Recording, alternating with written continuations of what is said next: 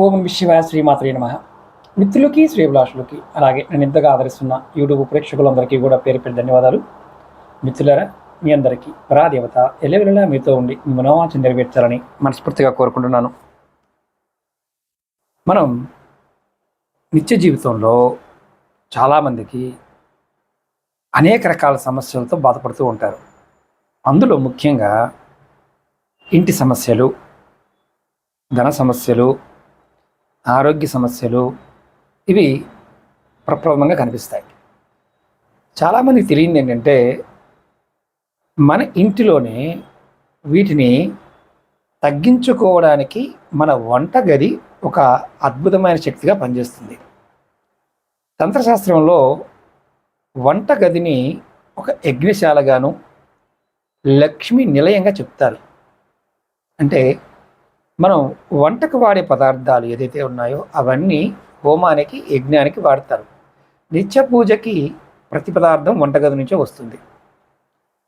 ఇది మీరు ఎవరైనా సరే సమస్యలు బాధపడుతున్నాము అనే వారికి నేను చెప్పబోయే సమస్యలు, వీటికి పరిష్కారంగా ఒక చిన్న పరిహారం, పంచదార డబ్బాలో ఒక చిన్న పరిహారం చేయాలి. ఈ పరిహారం చేస్తే చాలు, మీరు ఏదైతే కోరికలు ఉన్నాయో, సంపద కావాలనుకుంటున్నారో ఆ సంపద కోరికలు కూడా ప్రత్యేకించి మీరు అడిగినంతగా వస్తాయి. అలాగే మీకు ఈ వీడియో నచ్చినట్లయితే లైక్ చేయండి. ఛానల్ని కొత్తగా చూసే మిత్రులు సబ్స్క్రైబ్ చేసుకోండి. పక్కనే గంట సింబల్ ఉంటుంది, దాన్ని యాక్టివేట్ చేసుకొని ఈ వీడియోని 10 మంది మిత్రులకి షేర్ చేయండి. మనం ప్రతిరోజు కూడా పంచదార వాడుతూ ఉంటాం కదా. ఈ పంచదార శాస్త్రంలో మాధుర్యానికి సంబంధించిన పదార్థంగా చెప్తారు. అంటే శుక్రుడికి ఈ పదార్థాన్ని కేటాయించడం జరిగింది. ఎవరి జాతకంలో అయినా సరే శుక్రుడు యోగించినప్పుడు ఆ ఆనందం వేరే ఉంటుంది. సంపద, సుఖము, శారీరకంగా, ఆర్థికంగా, మానసికంగా, కారు, బంగ్లా, వస్త్రాలు, మనం వేసుకునే మేకప్ దగ్గర నుండి ఇవన్నీ కూడా శుక్రుడి నుంచే వస్తాయి. జాతకంలో శుక్రుడు బాగోనప్పుడు మనం ఇవన్నీ కోల్పోతాం. మీ ఇంట్లో భార్యాభర్తల మధ్య ఎప్పుడు వైషమ్యాలు, పిల్లల మధ్య గొడవలు, అత్త ఆడపడుచు అలాగే భర్తతోనూ గొడవలు, చిన్న చిన్న విషయాలకు కూడా ఇబ్బందులు ఆకస్మికంగా ఈ వస్తున్నాయి అనుకోండి, మీ వంటగదిలో లోపం ఉందని అర్థం. ఈ లోపాన్ని సరిచేసుకోవాలి. అలాగే మీరు ప్రతిరోజు వంట వండుతున్నారు. ఈ వంటలో ఏదో ఒక సందర్భంలో టీ, కాఫీ, జ్యూసులు ఇలాంటి వాటిలో పంచదార వాడుతూనే ఉంటారు.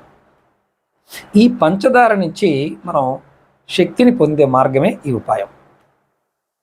ఇందులో 2 పదార్థాలు అంటే పంచదార, 2 ఆకులు కావాలి.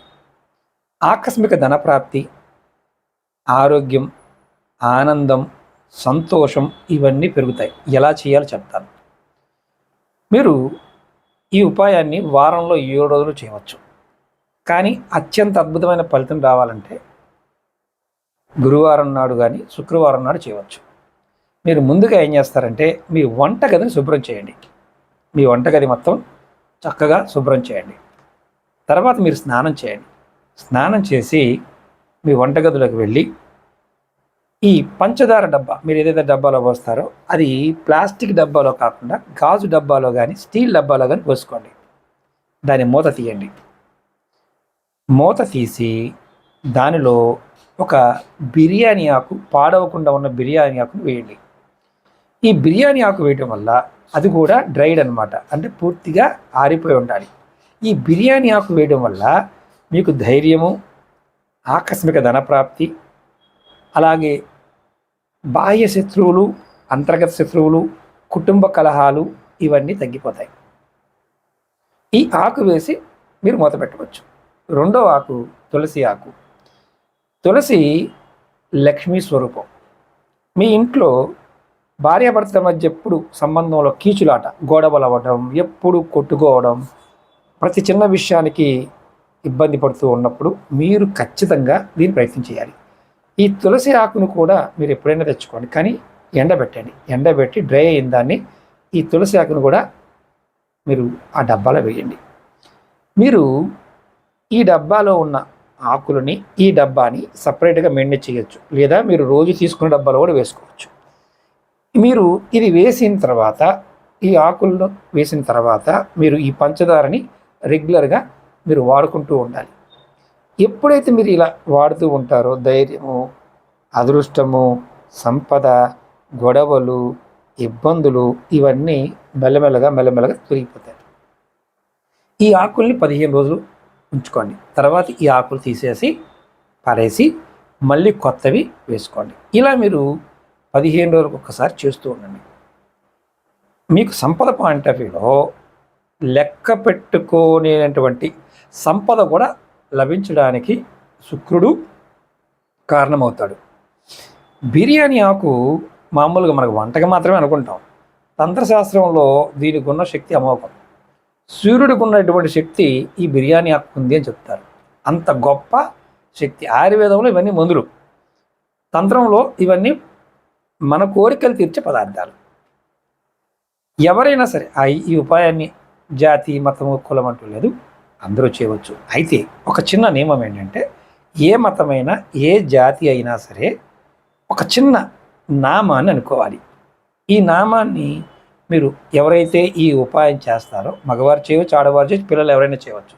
ఈ నామాన్ని మనసులో రోజు ఒక 108 సార్లు అనుకోవాలి. ఓం శ్రీం మహాలక్ష్మియే నమః. మతము జాతితో పని లేదు, ఎవరైనా అనొచ్చు. ఇది ఆ రోజు వేసే ముందు అనుకోవాలి, సంకల్పం చెప్పుకోవాలి. ఇది ఒక వశీకరణంలా పనిచేస్తుంది, ఒక ఆకస్మిక ధన ప్రాప్తికి ఒక మార్గంలా పనిచేస్తుంది, కుటుంబ కలహాలు తగ్గిస్తుంది, అందరినీ కూడా, ఇంట్లో ఉన్న వాళ్ళందరినీ ప్రేమ, అభిమానము, ఆప్యాయతతో దగ్గర చేస్తుంది. మరి బయట వాళ్ళు వస్తారు, గురువుగారు టీ కాఫీ ఇస్తాము, ఇవ్వవచ్చా?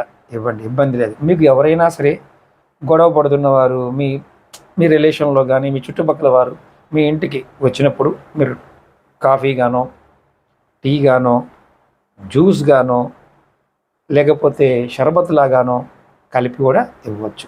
దానివల్ల కూడా వారు కూడా మారుతారు. ఈ పదార్థాలకు ఉన్న చైతన్య స్థితిని మనం ముందుగా వంటగదిలో మొదలుపెట్టాలి. వంటగది శుభ్రంగా ఉండాలి, ఇది గుర్తుంచుకోవాలి. అలాగే ముఖ్యంగా రాత్రిపూట పడుకునేటప్పుడు మీ వంటగదిలో ఉండే సామాన్లు షింకులో ఉంటాయి. కొంతమంది భోజనం చేసి అలా పడేస్తారు, పడేయకండి. మీకు పని మనిషి ఉందనుకోండి, వాటిలో ఉన్న అన్నం మెతుకులన్నీ ఒక డబ్బాలో వేయండి, నీటిని తురిపి పక్కన పెట్టండి. కడగద్దు, జస్ట్ నీరు పోసి పక్కన పెట్టండి. ఇలా చేయటం వల్ల మీ పితృదేవతలు మిమ్మల్ని చక్కగా చూసుకుంటారు. మీకు లక్ష్మీ యోగాన్ని కలగడానికి ఒక మార్గాన్ని ఏర్పాటు చేస్తారు. ఇలా కాకుండా మీరు ఇష్టారాజ్యంగా చేశారనుకోండి, యథా రాజా తదా ప్రజ. ఈ ఉపాయం చేస్తూ ఈ చిన్న ఈ విషయాన్ని కూడా గుర్తుంచుకోగలిగితే మీ జీవితంలో అద్భుతమైన మార్పుల్ని, అద్భుతమైన సంపదను చూస్తారు.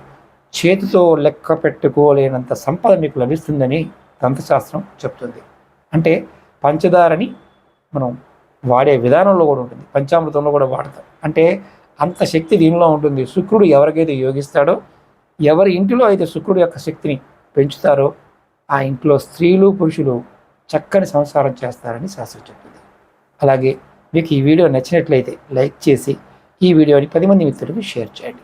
ఓం నమః శివాయ, శ్రీమాత్రే నమః.